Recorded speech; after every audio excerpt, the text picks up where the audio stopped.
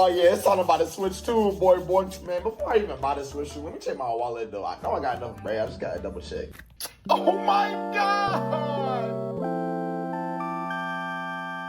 Hello everyone, this is Magbo Gaming here, back at Angry Guy's channel. So today I'm gonna do a little pointing out at the Nintendo shareholders being concerned about the Switch 2 high prices. And yeah, it's not just us complaining about it anymore, that the prices are too high. The Switch 2 prices at $450 should have been cheaper. I mean, in Japan, they are like around 330 bucks or so in USD if you convert Japanese yen. Yeah, before we get started, be sure to check out the Angry Crypto Academy if you want to learn how to invest into crypto and be able to earn digital assets that you could own yourself. Don't let anyone tell you that you will own nothing and be happy. Please don't. With crypto, you could go against that belief and be able to own assets that you could make a lot of money over time if you learn the exact cryptocurrencies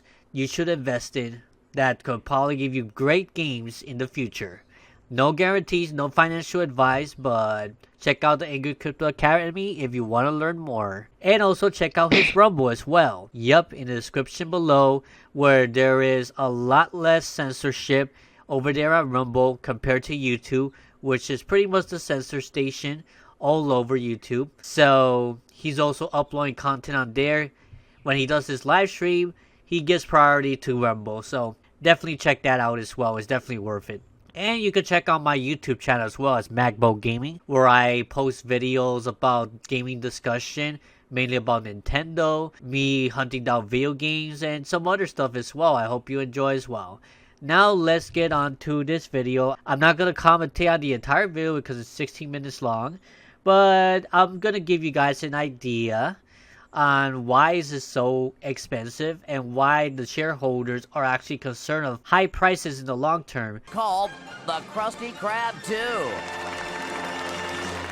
First of all, congratulations, Mr. Krabs. Hello, I like money.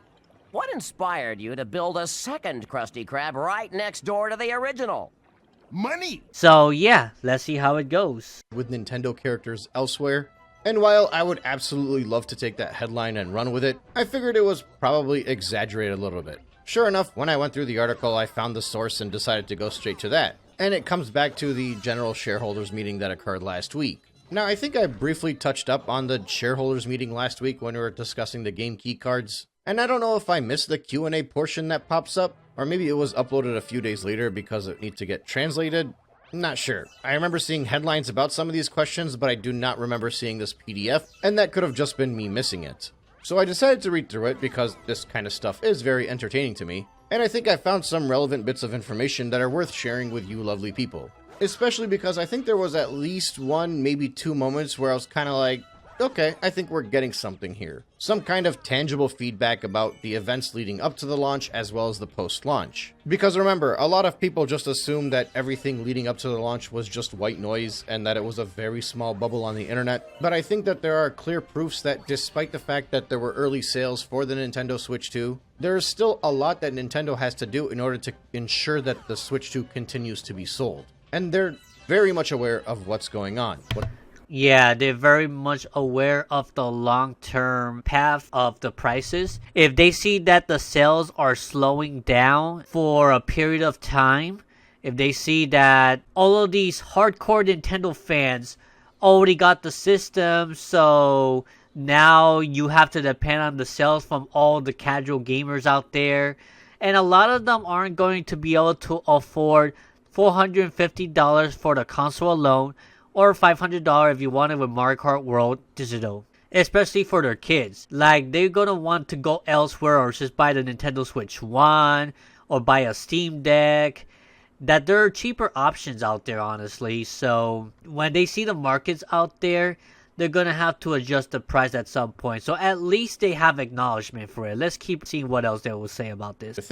Because the idea, right, is that we are all just talking in our own little echo chambers, and Nintendo Switch 2 is the best-selling console of all time, and it's going to continue to be so, and Nintendo doesn't care about what any of us are saying. But I'm getting ahead of myself. Let's go through this.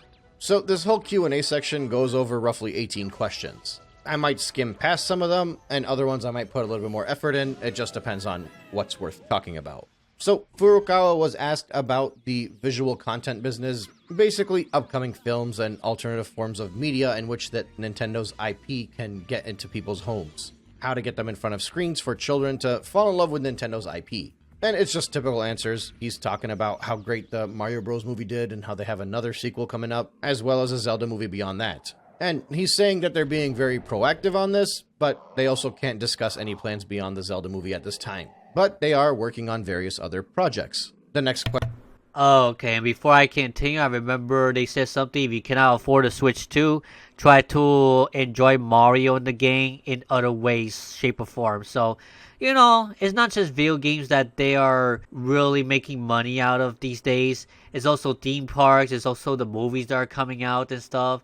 Definitely looking forward for the Super Mario Bros. Movie in 2026. But at least they are apparently taking a look at it. Hopefully they will drop the price at some point. Question is about the value of Nintendo's IP through music, and if they would consider making live events. And this one kind of made me laugh because you guys know how I feel about all these different apps. Furukawa basically made a whole advertisement for the Nintendo Music app, and how they consider their game music to be a very valuable and important form of Nintendo IP.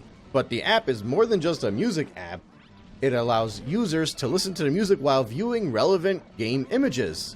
And it also has unique features like curated playlists based on the various themes, such as game titles, characters, and battle music. Just put it on Spotify and let YouTubers put your music on there like normal. Sure, we can skip that. Another one about the location of the annual shareholders meeting. Another one about the drawings and how they required Nintendo accounts for it. One about Nintendo IP for education, and in that case they're just basically like, we have nothing to announce at this time, but we're always researching opportunities. There's another question about accessibility. More generic shareholder questions and answers, nothing too major. Oh, here's a good one. How long does the company expect the business lifecycle of the Nintendo Switch 2 to be? So, Furukawa says the Switch 2 just launched, so it's not yet time to discuss its life cycle. But they plan on making it as long as possible, just like the Switch 1. And then he reiterated that the Nintendo Switch 2 is backwards compatible with the Switch 1, and they are still developing new titles for the Nintendo Switch. So there's going to be opportunities for consumers to experience Nintendo Switch titles for the first time on the Nintendo Switch 2. This isn't anything newsworthy, I think. Many of us already understood this going into it, but it's nice to hear him just reiterate it. This is very clearly a sign that this is going to be a dual console generation. Yeah, exactly. Just like when PS5 came out and they're still supporting PS4 to this day, almost 5 years after the PS5 was released. So it's no surprise that the Switch 1 will continue to be supported for years to come after Switch 2 is out. Don't be surprised if they support Nintendo Switch 1 for another 3 to 4 years. Is still going to be very important, and seemingly is going to continue to receive support for as long as possible, and they have no intention of ending that generation. So naturally, that's why we're seeing the OG Nintendo Switch prices go up in various regions, and likewise not going down in other regions. It's why we're seeing that they're still going to be making games for the Nintendo Switch despite the fact that they've supposedly moved on to the Nintendo Switch 2. And it's why you can still purchase the Nintendo Switch directly from Nintendo or at all major retailers, and you will likely be able to continue to do so for a very long time because Switch 1 consoles, accessories, all of that stuff is still very much relevant to the Nintendo Switch 2 lifecycle. The Switch 2 will get some exclusives, but there is seemingly no intention on slowing. So yeah, another reason why it's pretty relevant too, if you know about the whole game share thing on Switch 2, Switch 2 can host a game share, and then it could actually connect other Switch 2 and Switch 1 consoles as well. And it is the cheaper option if you just want to get into the Nintendo ecosystem. There's like still a lot of games you could play on Nintendo Switch. It's still gonna be a long time till it becomes irrelevant. Trust me on this. If PS4 is still alive almost 5 years into the PS5's console, how about we imagine that the Switch 1 will last until 2030 or something like that? Maybe more, who knows? It all depends on what happens to the Switch 2, because they have the Switch 1 as a backup plan just in case the Switch 2 don't work out perhaps, or they want to get revenue on both. Just like what Sony's doing with PS4 and PS5. Hey guys, in a world pushing you to own nothing and be happy, crypto is your key to survival. Join Angry's Crypto Academy to master buying, selling, and trading crypto. Make huge profits and safeguard your wealth. Plus, discover the one crypto virtually no one is talking about, poised to create new millionaires in the upcoming bull run. The link is in the description of the video below. Go check it out now. And I think it's going to be very interesting to see how many more people are buying games for the Switch 1 when they end up having dual releases. Because naturally, it's got a significantly larger user base, and there's a very good chance it's going to continue to remain that way for quite a while. Because Nintendo is using the Switch 2 to clearly extend the life cycle of the Switch 1 to continue to charge full price to games that are over 4, 5, 6, 7, and 8 years old. Yeah, so that makes sense. So basically, they make the Switch 2 so it could be a more powerful, advanced Switch. So they could extend the lifespan of the Switch 1. Because, you know, it's done so well. There's like a big install base of over 152 million units out there. They're not going to let go of all that market share, especially with more than 70 to 80% of the Switch user base ain't going to upgrade to Switch 2 anytime soon because of the price and because, well, there's not enough games on it yet and people are still happy with their Switch right now, so they don't see a need to just upgrade just so they can play Mario Kart World and stuff like that. And I guess Donkey Kong Bonanza when it comes out in a couple weeks. Again, we all already knew this, pretty much, but it's a very clear intention on their end. And honestly, I think I would actually have been okay with this if they just called it like it was. They should have just called it the Nintendo Switch Pro and made their intentions very clear from the get-go. Although, maybe the intentions have nothing to do with it, because from the beginning, Doug Bowser said if you can't afford the Switch 2, go buy the Switch 1. And then Nintendo proceeded to increase the price of the Switch 1 in various regions, so they might not be able to afford that either. And then the next question, that's where some of the controversy started coming in. The Switch 2 has a higher price point than past platforms. I am concerned that this might reduce opportunities for young children to engage with it. Okay, so this is the main topic of this whole thing right now. Now we're gonna get to the meat and potatoes of this whole thing. Oh yeah, it's all about the Switch 2, boy, man. Before I even buy the Switch 2, let me check my wallet though. I know I got enough, man. I just gotta double check. Oh my god! Yeah, I mean, I don't blame the shareholders being concerned about it. Children are not gonna afford the Switch 2 unless their parents are loaded with money and they want to buy it for their kids. And that's not a lot of kids. Maybe a lot of kids do want to Switch 2, but they're probably focused on Fortnite and all that stuff, or they're focused on free-to-play games and stuff like that. Yeah, the truth is, I feel that the Nintendo Switch 2 is not marketed towards kids anymore like they used to. It's more targeted towards hardcore Nintendo fans that has been supporting Nintendo platforms for many years. So what does that mean? That the majority of these people are full-grown adults at this point, including me. But I don't have a Switch 2 yet, so I'm just saying. How will you address this issue? Furukawa says they believe the pricing of the Switch 2 is appropriate for the gaming experience it offers. It is true that the Switch 2 has a higher price point than our past gaming systems, and we're creating various opportunities outside of our gaming systems for young children to engage with Nintendo characters and game worlds, with one of the ultimate goals being that they will eventually play on our gaming system. That's what led to the crazy caption. Yeah, so basically, they have the Switch 1 as an option. You buy it, you enjoy their games and all that stuff, and then eventually they're gonna like it so much that they're gonna want to buy a Switch 2. Makes sense. That's how they get more themselves. They're gonna have to get like a lower entry point for these guys to come in. Maybe because they can't really lower the price of the Switch 2 that much because I guess that it costs plenty to make. I don't know. I don't know what's true or not. Only Nintendo themselves knows about that. So, I guess we're going to have to take their word for it. But it is a concern because when newer games comes out as only on Switch 2 and is targeted towards kids, a lot of kids are going to be left out because they only have Switch 1 and they may not be able to afford Switch 2 so they could get the game. That's like missed sales right there for people that wants it but they don't have the console. So they're not going to buy the console or the game either. You know, if you get what I mean.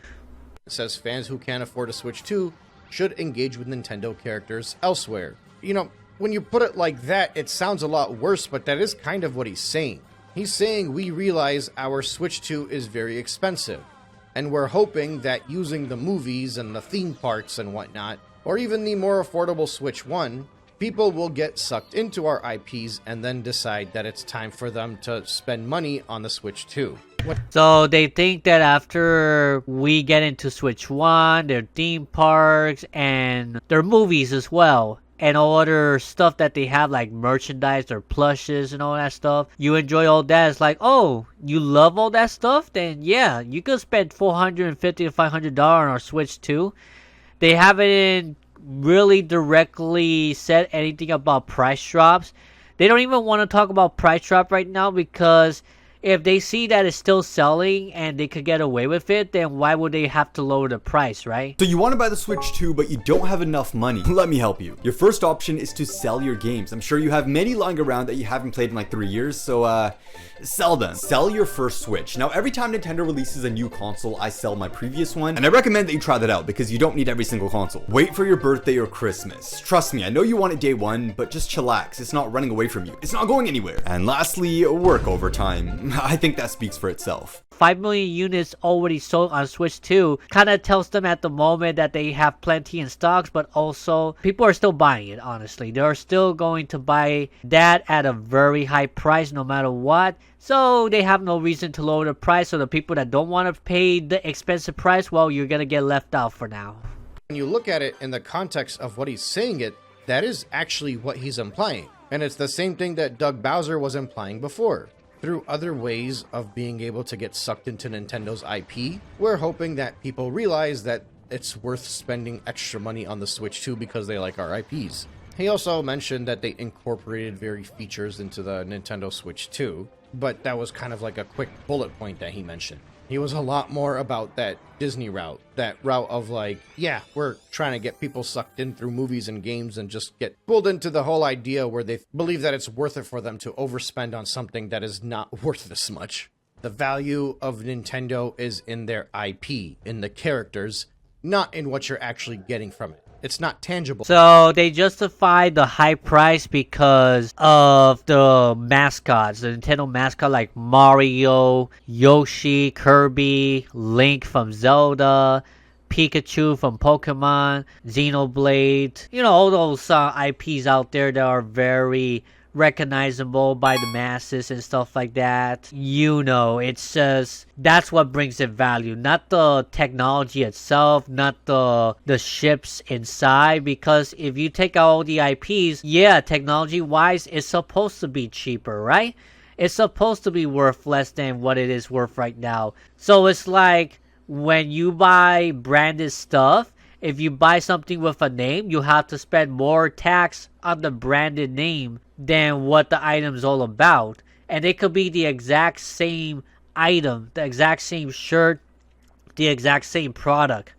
But if it has a recognizable brand name on it, then they're going to charge more for it. So that's more or less what they're trying to say here, that the value comes for their IPs, pretty much. And that's why they justify the high price. It's about how you feel about these things, which is valuable, don't get me wrong, but it's only valuable to the extent of which it is worth it. And I think it's clear based off of how big of a backlash the price has gotten that it's not quite worth it to many people anymore. Especially when most people are getting pretty mad at Mario Kart World having that update where it made the experience worse for a lot of people, I guess. I mean, everyone has the right to like intermissions or not, but what I'm saying here is that you should have had a mode where we don't have to do intermissions, or a mode that does intermissions and people are free to choose. But forcing intermissions, yeah, that's not cool, man. I'm honestly gonna say it's not cool. We should be done with this commentary very soon. Let me see if there's the last things I'm going to say about this. That answer off with a very important line. Something that I think many people need to hear. They are closely monitoring to what degree the price of the system might become a barrier. Let me say that again. They are closely monitoring to what degree the price of the system might become a barrier. They know that people don't like the increase in price. They're very much aware that they could have sold significantly more Switch 2s and sold them at an even faster rate than they did if the price was set correctly. the same way that it just blew through everything in Japan, because over there it was set correctly. Yep, just as I was saying earlier, the Switch 2 in Japan is much cheaper than the Switch 2 elsewhere in the world. Like, I believe it was $330 for the Switch 2, while in the States it's like $450 to $500 if you want Mario Kart World. And then when they say about a barrier, they are fully aware that a lot of people are not liking the price, so they have to address something that could more or less sound good to the shareholders, because the shareholders are, I believe, the investors, and if they are concerned about it, then Nintendo has no choice than to please it, because they don't care as much for the consumer as they do to their shareholders. And when the shareholders actually having concerns about it, then they're gonna have to address it one way or another. So when it becomes a barrier, kind of shows signs that maybe if the sales slows down on the Switch 2, maybe they will decide to finally price drop it by at least $50 to $100 and see how that goes. And if they get a lot more sales that way, they see a significant difference, then sure, now they see that the price is more correctly placed. I would prefer the Switch to be $350 rather than $450, obviously. But we'll just have to see. Only time will tell. I really hope for a 3DS situation again where the price was too high like a month or two after launch and the sales were slowing down so much that basically they had to price cut from $250 to $170. That was a pretty big price drop by $80 at the time, only less than 6 months after the 3DS was launched. Hopefully that'll be the same for the Switch 2 if things get bad, but